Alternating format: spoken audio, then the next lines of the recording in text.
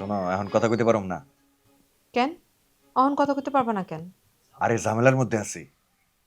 গুন্ডামি শেষ হয় নাই এখনো? কি কও না কও, এদিকের অবস্থা তুমি জানো? ক্যাডাই গেছে জানি না। কি জানো? দেখলাম তো। কি দেখলা? এক মায়ের লইয়া গেলা, সম্পারে লইয়া ফেরত আইলা। মা গো মা, আমার স্বামী। আমি কোনোদিন পারলাম না নিজের স্বামীরে মোটরসাইকেলে এইভাবে বসে জাপটায় ধরতে। সম্পার কত বড় কপাল। মাইজা কয় না তোমার মাথায় সিট আছে? একেবারে ঠিকই কয়। মা গো, সম্পা ফেরত আয়া সারলো না। অহনি তোমার মায়ের কথাই ঠিক মনে হইতেছে। এই রাখলাম। এক খবরদার রাখবা না।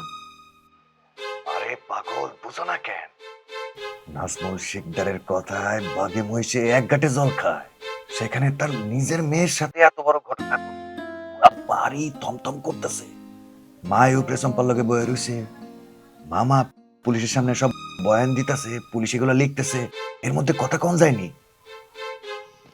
আর আমি যে একটা মাইয়া খালি বাড়ির মধ্যে একলা বইসা রইছি। আরে কেডাই কয় তুমি মাইয়া? তাইলে আমি কি? তুমি হাবিব গুন্ডার বউ। তোমার দিকে মানুষ তো দূরে থাক, ভূতেও যদি নজর দেয় ওর একটা কাইট্টা ফেলামো। আর হাবিব গুন্ডা যে নিজের বউ থুইয়া আরেকজনের বউ লয়া মইজা আছে।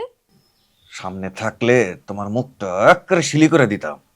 হয় সম্পা যে তোমার মোটরসাইকেলের পিছে বসে তোমার জাপটায় ধরে আসছিল, তখন তোমার কেমন লাগছিল? হুম? ধ্যাৎ।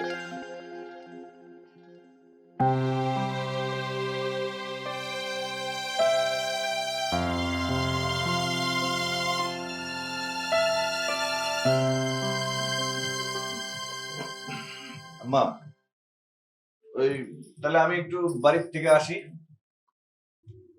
পরে আমি কার লগে যামু? ফুপু, তুমি যাও। তুই তো সারাদিন কিছু খাস নাই, তোরে না খাওয়াইয়া যায় কেমনে? সমস্যা নাই, তুমি যাও। তুমি থাকো না, অসুবিধা নেই। হাবিব ভাই, তুমি ফুপুরে নিয়ে যাও, আমার অসুবিধা হইব না। দেখি ভাই কি কয়।